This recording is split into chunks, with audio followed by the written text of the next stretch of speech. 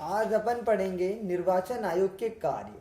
निर्वाचन आयोग का पहला कार्य है चुनाव क्षेत्रों का परिसीमन या सीमांकन।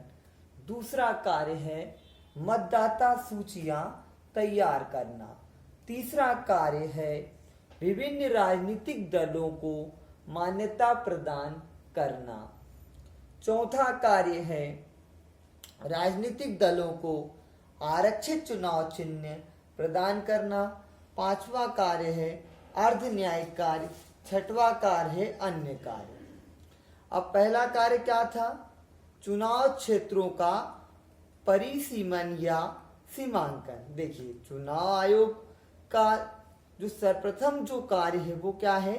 चुनाव क्षेत्रों का सीमांकन होता है। सीमांकन क्या है? प्रथम आम चुनाव में भी निर्वाचन क्षेत्रों का सीमांकन या जन प्रतिनिधित्व अधिनियम 1950 के अंतर्गत राष्ट्रपति द्वारा किया गया था। और जो परिसीमन आयोग जो अधिनियम है वो 1952 में पारित किया गया था। अब इसमें क्या है? इसमें जो है कि 10 वर्ष के बाद होने वाली जो प्रत्येक जनगणना के उपरांत निर्वाचन क्षेत्रों का सीमांकन किया जाना चाहिए। मुख्य चुनाव आयुक्त इस परिसीमन आयोग का अध्यक्ष होता है। जो मुख्य चुनाव आयुक्त है वो परिसीमन आयोग का क्या है? अध्यक्ष होता है। और उसके अतिरिक्त इनमें 2 सर्वोच्च न्यायालय अथवा उच्च न्यायालयों के अवकाश प्राप्त, मतलब छुट्टी या जो रिटायरमेंट हो चुके हैं, प्राप्त न्यायाधीश होते हैं।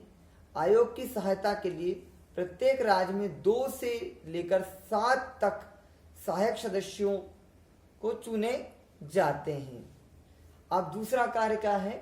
मतदाता सूची तैयार करना। इसमें क्या होता है?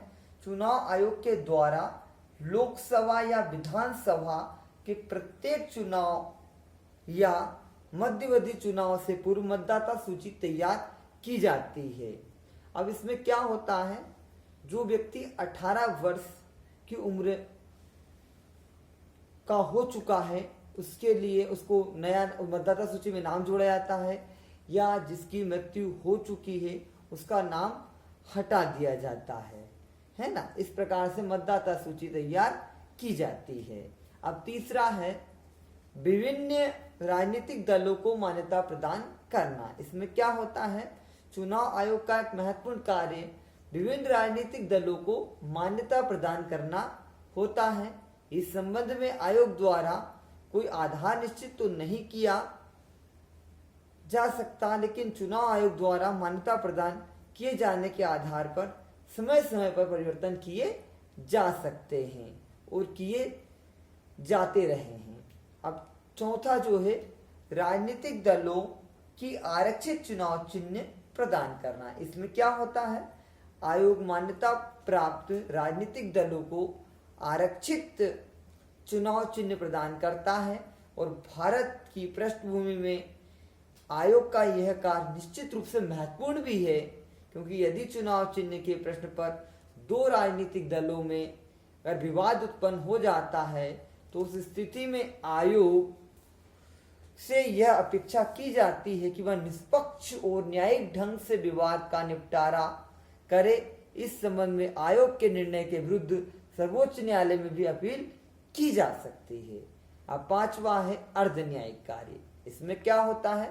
संविधान के द्वारा आयोग को कुछ अर्ध न्यायिक कार्य भी सौंपे गए हैं, जिसमें से 2 उल्लेखनीय हैं। अनुच्छेद 103 के अंतर्गत राष्ट्रपति संसद के सदस्यों के अयोग्यता के संबंध में परामर्श कर सकता है, तथा 192 अनुच्छेद के अंतर्गत राज्य विधानमंडल के सदस्यों के संबंध में यह अधिकार राज्यों के राज्यपालों को दिया गया है।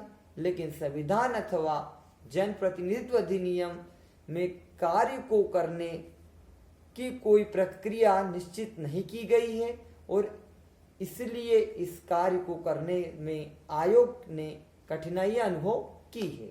छठवां कार्य है अन्य कार्य। और अन्य कार्य में कौन कौन से होते हैं? पहला है राजनीतिक दलों के लिए आचार संहिता तैयार करना।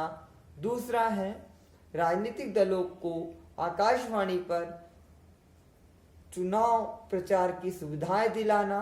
तीसरा कार्य है उम्मीदवारों द्वारा किए जाने वाले कुल व्यय की राशि निश्चित करना। चौथा है मतदाताओं को राजनीतिक प्रशिक्षण देना। पांचवा है चुनाव याचिकाओं आदि के संबंध में सरकार को आवश्यक परामर्श देना है। यदि आपको वीडियो पसंद आया है तो चैनल को लाइक कीजिए, सब्सक्राइब कीजिए, अपने दोस्तों में शेयर कीजिए।